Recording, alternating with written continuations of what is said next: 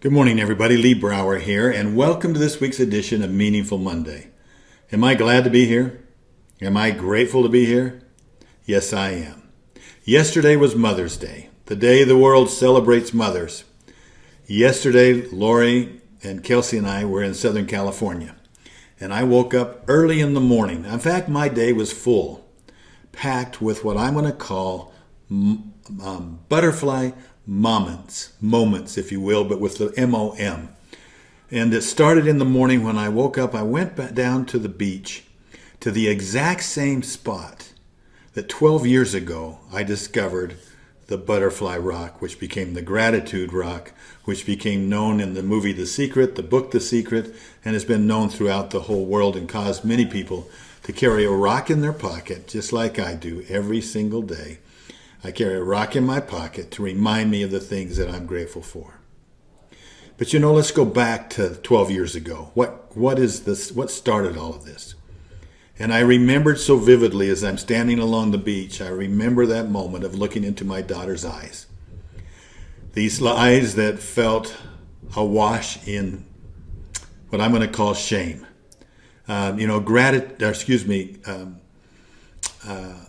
Guilt.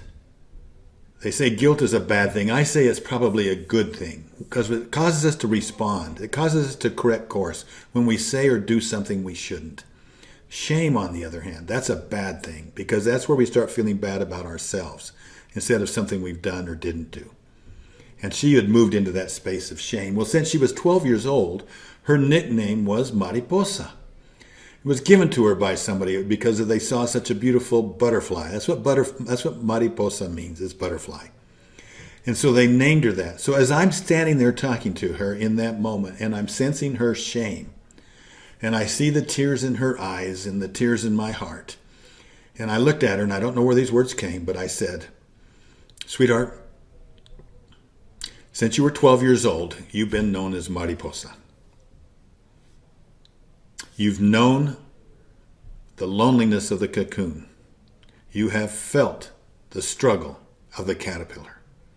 It's about time you took flight and enjoyed the beauty of the butterfly." So that was a butterfly moment, if you will. We both had tears, we hugged, and I left.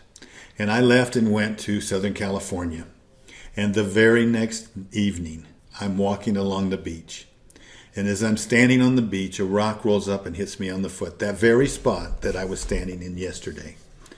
And that rock looked exactly like this. If you've read the Brower Quadrant, you will recognize that rock. And on that rock, you can see the emblem of a butterfly in flight. At least I can. That's what it meant to me in that moment. And I grabbed that rock, ran back to my condo, wrote a letter. The next day I FedExed it to Natalie so that she would have it with her. And we now have that rock. It's become so famous we actually put it in a safe. But here's what happened yesterday. So I'm reflecting upon that moment, and all of a sudden out of nowhere I get a wave of emotion. Such intense gratitude. And it started with Natalie, then it moved off to my mom. Because a year ago my mom passed away, and I thought about all the great things that she's taught me. I thought about her struggle. She's known the loneliness of the cocoon. She's known the struggle of the caterpillar. She knows what that's all about. And now I started thinking about there's lots of moms on this planet. There's lots of moms around the world. I looked at my own wife, Lori, and what we've experienced over the last 12 years is about every human challenge that you can think of. And I've watched her struggle, I've watched her loneliness, and I've watched her blossom like a butterfly. I look at my own daughters and the challenges that they've had, and the butterflies that all of them are, my granddaughters now that are following in their footsteps. These women of the world, and I don't mean of the world, but I mean these women. I've been studying lately Joan of Arc, for example. Joan of Arc, 18 years old. I call her a mother of the world because mothers are called to nurture. And they may not have their own children yet, but they're still called to nurture the earth, and they're called to nurture the other people on this earth, the men and the children on this earth, especially the children. And somebody even like Joan of Arc, who was 18 years old in the 15th century, she was truly a butterfly mom, a butterfly moment, one that the beauty of her shone through and made an example to so many others. And as I stood there thinking about everything that had transpired over the previous 12 years, I am so grateful to know how to make my learning greater than the experience, to enjoy the moment, to have a future that's bigger than my past, and to be able to learn from a past that's rich with lessons that can move me forward.